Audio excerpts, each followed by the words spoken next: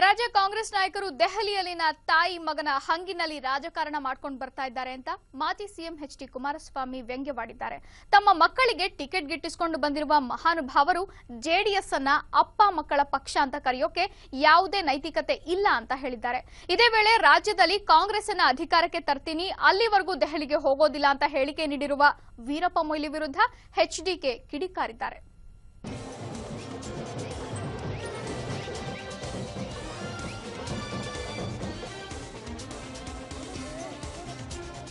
ಕೋಲಾರ ಮತ್ತು ಚಿಕ್ಕಬಳ್ಳಾಪುರ ಜಿಲ್ಲೆಯಲ್ಲಿನ ಜೆಡಿಎಸ್ ಅಭ್ಯರ್ಥಿಗಳ ಪರವಾಗಿ ಮಾಜಿ ಸಿಎಂ ಎಚ್.ಡಿ. ಕುಮಾರಸ್ವಾಮಿ ಪ್ರಚಾರ ನಡೆಸಿದರು. ಪ್ರಚಾರಕ್ಕೆ ಆಗಮಿಸಿದ ಕುಮಾರಸ್ವಾಮಿ ಅವರನ್ನ ತೆರೆದ ವಾಹನದಲ್ಲಿ ಮೆರವಣಿಗೆ ನಡೆಸಿದ ಜೆಡಿಎಸ್ ಕಾರ್ಯಕರ್ತರು ಅದ್ದೂರಿ ಸ್ವಾಗತ ಕೋರಿದ್ರು.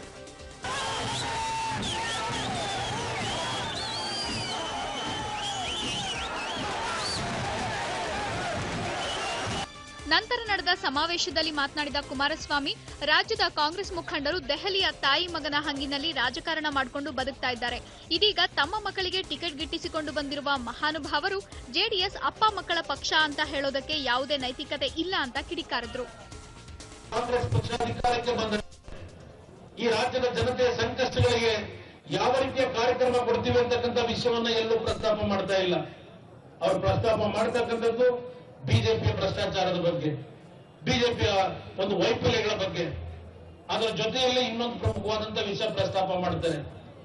ಈ ರಾಜ್ಯದಲ್ಲಿ ಜನತಾದಳ ಒಂದು 20-30 ಸ್ಥಾನ ಗೆಲ್ಲಬಹುದು, ಇದು ಅಪ್ಪ ಮಕ್ಕಳ ಪಕ್ಷ, ಇದಕ್ಕೆ ಯಾವುದೇ ರೀತಿಯ ದೊಡ್ಡ ಶಕ್ತಿ ಇಲ್ಲ, ಈ ವಿಷಯ ಚರ್ಚೆ ಮಾಡ್ತಾರೆ. ಆ ಕಾಂಗ್ರೆಸ್ನ ನಾಯಕರುಗಳಿಗೆ ಕೇಳಲಿಕ್ಕೆ ಬಯಸ್ತೇನೆ, ಇವತ್ತು ಎಷ್ಟು ಜನ ಇವತ್ತು ಈ ನಾಡಿನಲ್ಲಿರ್ತಕ್ಕಂಥ ನಿಮ್ಮ ಪಕ್ಷದ ನಾಯಕರುಗಳ ಮಕ್ಕಳುಗಳಿಗೆ ಸೀಟ್ ಕೊಟ್ಟಿದ್ದೀರಿ ಚುನಾವಣೆಯಲ್ಲಿ? ನೀವು ಯಾರ ಹಂಗಿನಲ್ಲಿ ಬರುತ್ತಾ ಇದ್ದೀರಿ? ಕಾಂಗ್ರೆಸ್ನ ನಾಯಕರು ದೆಹಲಿಯಲ್ಲಿ ಇರ್ತಕ್ಕಂಥ ತಾಯಿ ಮಗನ ನೆರಳಿನಲ್ಲಿ ಅವರ ಹಂಗಿನಲ್ಲಿ ಬರುತ್ತಾ ಇರ್ತಕ್ಕಂಥ ನೀವುಗಳು ಕರ್ನಾಟಕದಲ್ಲಿ ಯಾವ ಪುಣ್ಯಾತ್ಮ ತಂದೆ ತಾಯಿಗಳು ನೀವುಗಳು ಬೆಳೆಸಿರ್ತಕ್ಕಂಥ ಜಾತ್ಯತೀತ ಜನತಾದಳದ ಸನ್ಮಾನ್ಯ ದೇವೇಗೌಡರಿಗೆ ಯಾವ ಶಕ್ತಿಯನ್ನು ತುಂಬಿದ್ದೀರಿ? ನೀವು ಬೆಳೆಸಿರ್ತಕ್ಕಂಥ 1983ರಲ್ಲಿ ಜನತಾದಳ ಸರ್ಕಾರ ಅಧಿಕಾರಕ್ಕೆ ಬಂದಾಗ ₹2 ಅಕ್ಕಿ, ಸಂಧ್ಯಾ ಸುರಕ್ಷಾ ಕಾರ್ಯಕ್ರಮ, ಹಿರಿಯರಿಗೆ ಮಾಶಾಸನ ಸೇರಿ ಮತ್ತಿತರೆ ಹಲವಾರು ಜನಪರ ಕಾರ್ಯಕ್ರಮಗಳನ್ನು ಜಾರಿಗೆ ತಂದಿತ್ತು ಅಂತ ಹೇಳಿದ್ರು. ಆದ್ರೆ 50 ವರ್ಷ ರಾಜ್ಯವನ್ನಾಳಿದ ಕಾಂಗ್ರೆಸ್ ಸರ್ಕಾರ ಏನು ಮಾಡಿದೆ ಅನ್ನೋದನ್ನ ಜನ ಒಮ್ಮೆ ಯೋಚನೆ ಮಾಡಲಿ ಅಂತ ತಿಳಿಸಿದ್ರು. ಸ್ವಾತಂತ್ರ್ಯ ಬಂದು 65 ವರ್ಷಗಳನ್ನ ನಾವೇನು ಕಳೆದಿದ್ದೇವೆ. ಸ್ವಾತಂತ್ರ್ಯ ಬಂದು 65 ವರ್ಷದಲ್ಲಿ ಕಾಂಗ್ರೆಸ್ನ ಸುದೀರ್ಘವಾದಂತಹ 50 ವರ್ಷಗಳ ಆಡಳಿತವನ್ನ ಈ ನಾಡಿನಲ್ಲಿ ಆಳಿದ್ದಾರೆ. ಕೇಂದ್ರದಲ್ಲಿ 50 ವರ್ಷಗಳ ಆಡಳಿತವನ್ನೇ ನಡೆಸಿದ್ದಾರೆ.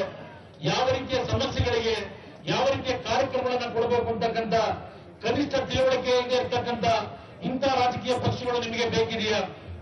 ದಯವಿಟ್ಟು ತಾವು ಯೋಚನೆಯನ್ನು ಮಾಡಿ.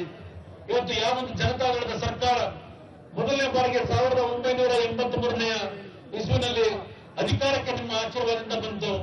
₹2 ಕೆಜಿ ಅಕ್ಕಿಯನ್ನು ಕೊಡ್ತಕ್ಕಂಥ ಕಾರ್ಯಕ್ರಮವನ್ನು ತಂದರು. ಸಂಧ್ಯಾ ಸುರಕ್ಷಾ ಯೋಜನೆಯ ಕಾರ್ಯಕ್ರಮ ತಂದರು. ಹಳ್ಳಿಯ ಸೇತುಬಂಧನ ಕಾರ್ಯಕ್ರಮ, ಹೆರಿಗೆ ಭತ್ಯೆ ಕಾರ್ಯಕ್ರಮ, ಹಿರಿಯರಿಗೆ ಮಾಸಾಶನದ ಕಾರ್ಯಕ್ರಮ, ಈ ಕಾರ್ಯಕ್ರಮಗಳು ಪ್ರಾರಂಭ ಆಗಿದ್ದು ಜನತಾದಳದ ಸರ್ಕಾರ ಈ ನಾಡಿನಲ್ಲಿ ಅಧಿಕಾರಕ್ಕೆ ಬಂದಾಗ. ರಾಜ್ಯದಲ್ಲಿ ಕಾಂಗ್ರೆಸ್ ಸರ್ಕಾರ ಅಧಿಕಾರಕ್ಕೆ ತರ್ತೀನಿ, ಅಲ್ಲಿವರೆಗೂ ದೆಹಲಿಗೆ ಹೋಗದೆ ಕರ್ನಾಟಕದಲ್ಲೇ ಇರ್ತೀನಿ ಅಂತ ಹೇಳಿಕೆ ನೀಡಿರುವ ಕೇಂದ್ರ ಸಚಿವ ವೀರಪ್ಪ ಮೊಯ್ಲಿ ಅವರ ವಿರುದ್ಧ ವಾಗ್ದಾಳಿ ನಡೆಸಿದ್ರು ಕುಮಾರಸ್ವಾಮಿ. ರೇಷ್ಮೆ ಬೆಳೆಗಾರರ ಬೆಲೆ ಕುಸಿತವಾದಾಗ ಆ ರೈತರ ನೆರವಿಗೆ ಬಂದಿಲ್ಲ. ಚಿಕ್ಕಬಳ್ಳಾಪುರ ಜನರಿಗೆ ಬೇಕಾಗಿರುವ ಶಾಶ್ವತ ನೀರಾವರಿ ವಿಚಾರದಲ್ಲಿ ಚಕಾರವೆತ್ತದ ವೀರಪ್ಪ ಮೊಯ್ಲಿ ಕೇವಲ ಅಧಿಕಾರಕ್ಕೆ ಕರ್ನಾಟಕದಲ್ಲೇ ಕೂರ್ತೀನಿ ಅಂತ ಹೇಳಿಕೆ ನೀಡಿದ್ದಾರೆ. ಇಂತಹವರಿಗೆ ಜನ ಮುಂದಿನ ದಿನಗಳಲ್ಲಿ ತಕ್ಕ ಪಾಠ ಕಲಿಸಬೇಕು ಅಂತ ತಿಳಿಸಿದ್ರು. ಇವತ್ತು ಈ ಭಾಗದ ಒಬ್ಬ ಮಂತ್ರಿಗಳು ಹೇಳಿದರು, ಮಂಗಳೂರಿನಲ್ಲಿ ಮೊನ್ನೆ ಭಾಷಣ ಮಾಡಿದ್ದಾರೆ.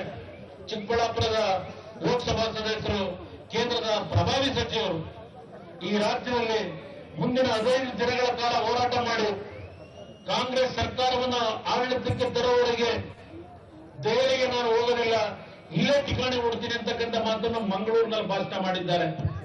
ಆ ಮಂತ್ರಿಗಳಿಗೆ ಕೇಳಲಿಕ್ಕೆ ಬಯಸ್ತೇನೆ, ಇವತ್ತು ಈ ಒಂದು ಭಾಗದ ಪ್ರಮುಖವಾದಂತಹ ಬೆಳೆ ಕೇಂದ್ರ ಸರ್ಕಾರದ ಕೆಲವು ಆರ್ಥಿಕ ನಿಯಮದಿಂದ ರೇಷ್ಮೆ ಬೆಳೆಗಾರರ ಬೆಲೆ ಕುಸಿತ ಆದಾಗ ಆ ರೈತರ ಬೆಂಬಲಕ್ಕೆ, ಆ ರೈತರ ಸಂಕಷ್ಟಗಳಿಗೆ ಪರಿಹಾರ ದೊರಕಿಸಲಿಕ್ಕೆ ಬರದೇ ಇರತಕ್ಕಂಥ ಈ ವೀರಪ್ಪ ಮೊಯ್ಲಿ ಅವರು ಇವತ್ತು ಕರ್ನಾಟಕ ರಾಜ್ಯದಲ್ಲಿ ಈ ಒಂದು ಕಾಂಗ್ರೆಸ್ ಸರ್ಕಾರವನ್ನು ಆಡಳಿತಕ್ಕೆ ತರುವವರೆಗೆ ದೆಹಲಿಗೆ ಹೋಗದೆ ಇಲ್ಲೇ ಠಿಕಾಣಿ ಕೊಡ್ತೀನಿ ಅಂತಕ್ಕಂಥ ಮಾತನ್ನು ಹೇಳಿದ್ದಾರೆ.